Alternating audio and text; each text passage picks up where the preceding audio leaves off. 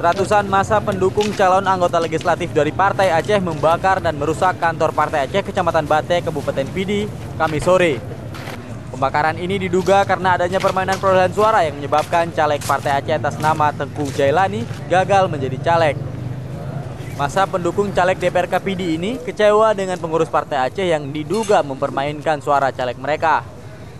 Massa yang berasal dari 2 desa ini merusak kantor Partai Aceh serta isinya. Massa juga membakar 3 unit sepeda motor, televisi, komputer kantor, dan sebuah tenda yang dipasang di depan kantor. Tak hanya sampai di situ, ratusan warga juga mendatangi kantor Partai Aceh di Kabupaten Pidi. Massa menunggu Panglima Muda Kecamatan Bate, Rajawan, untuk meminta klarifikasi alasan tidak dipilihnya Tengku Jailani oleh partai. Massa juga mempertanyakan dipilihnya caleg Partai Aceh atas nama Abdullah yang perolehan suaranya lebih sedikit dibandingkan Tengku Jailani. Ratusan personil polisi Polres Pidi dibantu Brimob Polda Aceh dikerahkan untuk mengamankan lokasi. Hingga saat ini, polisi masih terus menyelidiki kasus pengerusakan ini.